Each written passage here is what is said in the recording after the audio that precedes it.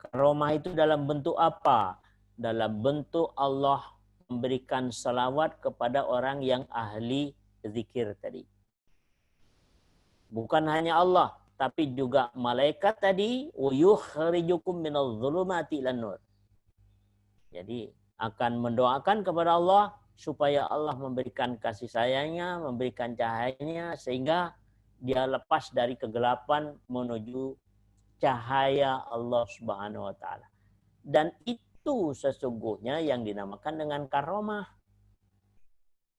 Cuma orang itu kadang-kadang kalau sudah lihat karomah, bisa terbang di langit, bisa jalan di air, dapat karomah. Karomah itu bukan itu. Karomah yang tertinggi itu adalah cahaya dari Allah.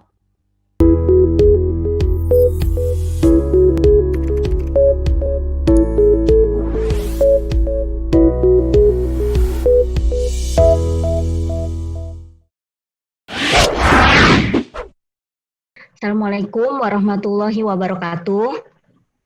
Assalamualaikum warahmatullahi Abah, saya mohon penjelasan. Kan kalau kita mau menjadi ulul albab itu harus bersih, terbebas dari kesyirikan ya, Bah. Lalu gini, Bah, yang saya mau tanyakan sebenarnya berhubungan dengan kesyirikan. Kadang saya pernah bertanya sama seseorang lah, mereka tuh beranggapan bahwa mendapatkan sesuatu. Jadi gini, Bah, saya ada satu teman punya kelebihan, tapi kelebihan ini kayaknya tidak sesuai gitu ya, Bah, dengan Al-Quran. Nah, saya sempat minta pendapat juga bahwa sebenarnya itu dibilangnya itu maunah ya, Bah, dibilangnya maunah dari Allah gitu. Nah, ini saya butuh penjelasan, Bang, untuk maunah atau karomah juga agar lebih jelas lagi. Itu aja sih, Bah, dulu. Iya.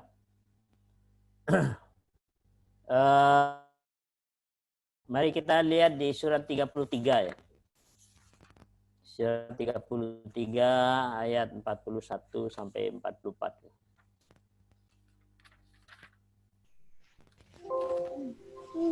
Wahai orang-orang yang beriman, ingatlah kepada Allah dengan mengingat namanya sebanyak-banyaknya, dan bertasbihlah kepadanya pada waktu pagi dan petang. Dialah yang memberi rahmat kepadamu dan para malaikatnya, memohonkan ampunan untukmu, agar dia mengeluarkan kamu dari kegelapan kepada cahaya yang terang. Dia Maha Penyayang kepada orang-orang yang beriman.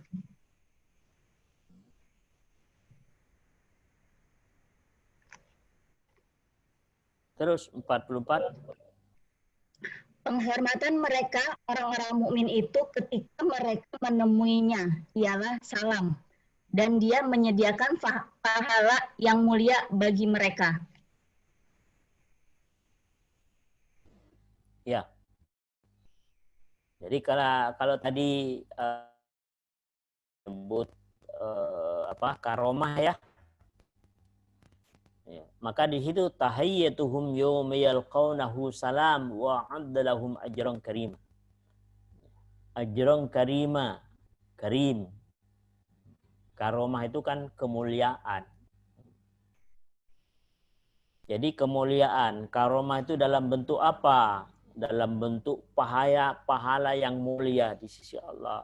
Dalam bentuk apa? Dalam bentuk cahaya. Yang Allah mengeluarkan dari kegelapan menuju cahaya yang terang menerang. Karomah itu dalam bentuk apa? Dalam bentuk Allah memberikan salawat kepada orang yang ahli zikir tadi. Bukan hanya Allah, tapi juga malaikat tadi, yukhrijukum minadh-dhulumati ilan nur. Jadi akan mendoakan kepada Allah supaya Allah memberikan kasih sayangnya, memberikan cahayanya, sehingga dia lepas dari kegelapan menuju cahaya Allah Subhanahu wa taala. Dan itu sesungguhnya yang dinamakan dengan karomah. Cuma orang itu kadang-kadang kalau sudah lihat karomah, bisa terbang di langit, oh bisa jalan di air, oh dapat karomah. Karomah itu bukan itu. Karomah yang tertinggi itu adalah cahaya dari Allah. Pahala kemuliaan dari Allah. Allah berselawat kepada orang-orang yang ahli zikir. Gitu. Sehingga orang-orang yang istiqomah berzikir kepada Allah itulah yang Allah akan berikan karomah, akan Allah berikan kemuliaan. Nah, di situ ahli zikir. Nah, di situ Allah memberikan cahaya, pahala kemuliaan, ajran karimah. Karimah itu yaitu karomah, kemuliaan maksudnya. Pahala yang mulia di sisi Allah Subhanahu wa taala. Ya. Bukan hanya cahaya. Coba buka surat 41 ayat 30 dan 31. Sesungguhnya orang-orang yang berkata, Tuhan kami adalah Allah. Kemudian mereka meneguhkan pendirian mereka. Maka malaikat-malaikat akan turun kepada mereka dengan berkata, janganlah kamu merasa takut dan janganlah kamu bersedih hati. Dan bergembiralah kamu dengan memperoleh surga yang telah dijanjikan kepadamu. Kamilah pelindung-pelindungmu dalam kehidupan dunia dan akhirat. Di dalamnya surga, kamu memperoleh apa yang kamu inginkan dan memperoleh apa yang kamu minta. Sebagai penghormatan bagimu dari Allah yang Maha Pengampun, Maha Penyayang.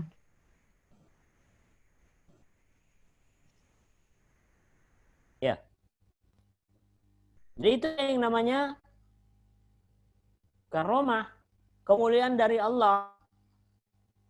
Nah, kemuliaan dari Allah itu Allah akan berikan kepada orang yang istiqomah tadi. Innalladzina qalu rabbunallah tsumma istaqamu. Orang-orang yang mengatakan Tuhan kami adalah Allah, tsumma istaqamu, kemudian istiqomah.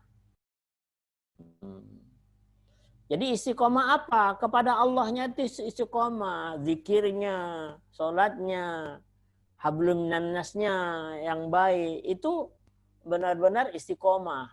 Maka kemuliaan apa yang Allah berikan? Nah, di dalam ayat ini, tatanazzalu alaihimul malaika alla takhafu wa la tahzanu. Allah turunkan malaikat. Malaikat akan mendampingi orang-orang yang istiqomah tadi. Kemudian malaikat tadi yang ditugaskan oleh Allah Subhanahu wa taala berbisik kepada jiwanya, kepada orang yang istiqomah tadi, alla takhafu wa la tahzanu. Jangan takut, jangan sedih, jangan berduka cita. Malaikat akan membisikkan kepada jiwa orang yang istiqomah tadi. Malaikat membisikkan kepada jiwa yang istiqomah tadi karena perintah Allah. Malaikat itu kalau tidak diperintah Allah, tidak turun. Bukan hanya membisikkan.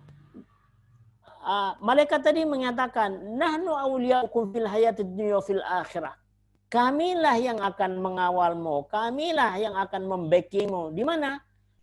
Kami backingi kalian di kehidupan dunia dan akhirat.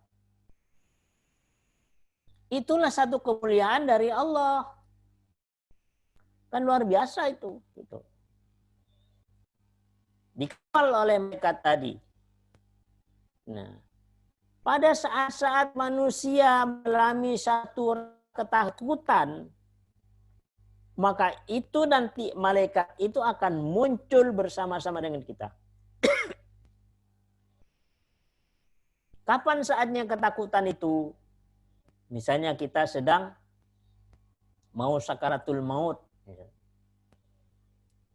Disitulah manusia merasakan ketakutan. Maka muncullah di situ malaikat. Nggak usah takut, kata malaikat. Udah tenang aja. Aku bersama-sama denganmu. Aku yang akan mendampingimu, kata malaikat itu.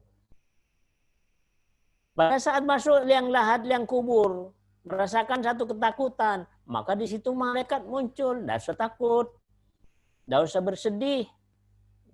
Allah sudah menjanjikan kepadamu satu kehidupan yang menyenangkan, yaitu surga.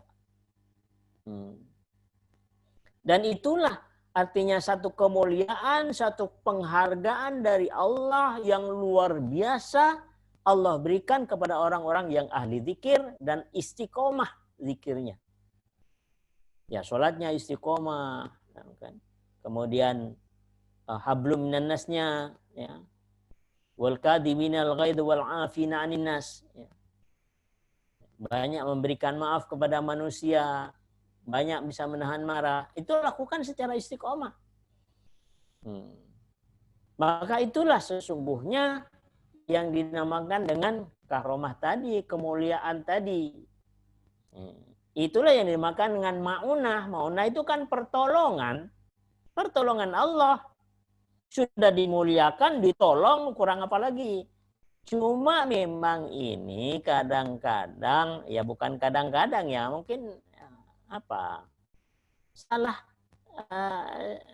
salah mengerti gitu. Yang namanya karomah itu, bisa jalan di air, bisa terbang, bisa pergi ke Mekah, terbang ke Mekah. Bukan itu. Kalau kepingin terbang ya jadi burung aja. Kalau pingin nyelam ya jadi ikan aja gitu. Jadi pengertian-pengertian karomah ini sesungguhnya kayaknya bernuansa dengan pikiran-pikiran kesaktian. Padahal itu nggak ada artinya apa-apa. Buat apa kita bisa terbang? Buat apa kita bisa jalan di atas air kalau kita nanti disiksa sama Allah? Masuk neraka. Ya kan? Nggak penting itu. Ya kan? Yang paling penting itu, karomah yang paling ampuh itu adalah kita diberikan hidayah oleh Allah, merasakan dekat dengan Allah Subhanahu wa Ta'ala. Itu karomah yang luar biasa. Rasanya sayang kalau berpisah sama Allah gitu. Itu karomah yang luar biasa itu. Tidak ada yang melebihi dari itu. Makanya sesungguhnya para wali-wali Allah itu karomah-karomah yang kayak model kesaktian apa itu nggak suka gitu. Justru lebih suka dekat dengan Allah yang nggak kelihatan gitu. Biar nggak apa-apa dikatakan nggak sakti, nggak apa-apa gitu.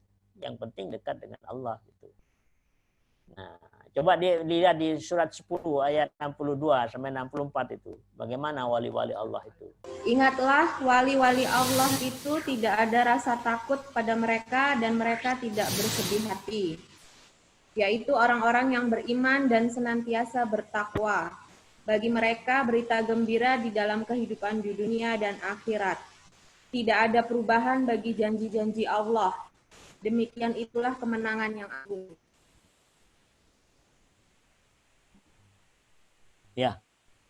Ala inna awliya illa khaufun alaihim wallahum yahzanun. Ketahuilah bahwa wali-wali Allah itu tidak pernah rasa takut, tidak punya rasa duka cita. Jadi ada hamba Allah yang namanya wali Allah. Nggak pernah rasa takut, nggak pernah punya rasa duka cita. Siapa wali-wali Allah itu? Alladzina amanu wa kanu yattaqun. Yaitu mereka orang yang beriman dan bertakwa kepada Allah. Lahumul busyra fil hayatid dunya wa fil akhirah.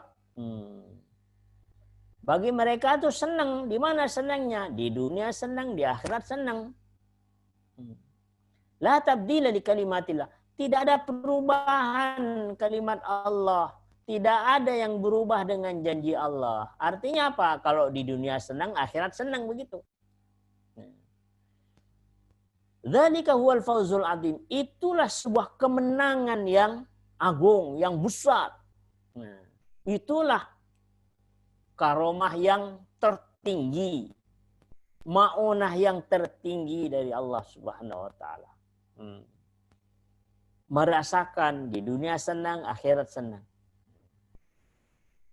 Sehingga kalau di dunia susah, ya hati-hati nanti di akhirat susah gitu. Jadi kalau misalnya banyakan susahnya di dunia, nanti di akhirat akan susah gitu. Coba buka surat 20 ayat 124 sama 125. Dan barang siapa berpaling dari peringatanku, maka sungguh dia akan menjalani kehidupan yang sempit. Dan kami akan mengumpulkannya pada hari kiamat dalam keadaan buta. Terus. Dia berkata, "Ya Tuhanku, mengapa engkau kumpulkan aku dalam keadaan buta? Padahal dahulu aku dapat melihat." Dia Allah berfirman, "Demikianlah, dahulu telah datang kepadamu ayat-ayat kami, dan kamu mengabaikannya, jadi begitu pula." Ya. Jadi itu. Jadi kalau di dunia sempit, ya di akhirat ya sempit juga. Maka ada yang tanya, ya Allah kenapa aku di sini kok buta ya Allah? Padahal aku dulu di dunia nggak buta. Melek, normal. Kenapa justru aku di akhirat jadi buta? Maka dijawab sama iya, dulu kamu itu nggak pernah, ya, tidak pernah mempelajari ayat-ayat Allah. Maka karena lupa kepada ayat-ayat Allah, maka di akhirat itu akan dibikin lupa sama Allah Subhanahu wa taala. Sehingga kesimpulan dari ayat itu sesungguhnya, ya, ditambah tadi dengan definisi wali-wali Allah itu. Jadi kalau di dunia senang, di akhirat senang. Di dunia susah, di akhirat nanti akan diazab. Mohon maaf, ini tidak ada kaitannya dengan banyak sedikitnya harta benda. Banyak orang-orang yang kaya hidupnya susah di dunia, apalagi di akhirat. Dan banyak orang-orang yang hidupnya katakanlah pas-pasan, justru berbahagia di dunia. Jadi yang dimaksudkan susah atau sedih itu bukan ukuran materi, tapi ukuran di sini jiwa yang mendapat jaminan dari Allah. Siapa jiwa yang dekat dengan Allah, maka Allah akan berikan kebahagiaan di dunia dan di akhirat. Di dunia senang, di akhirat senang. La tabdila li kalimatillah. Tidak ada yang berubah dengan janji Allah. Jadi kalau dunia senang, akhirat senang. Ya. Kalau di dunia susah, ya akhirat akan susah. Tinggal ini menjadi satu rumus hidup, rumus kehidupan, dan rumus ini pasti benar, karena ini semuanya adalah dari Allah Subhanahu wa taala. Barangkali itu, wallahu a'lam.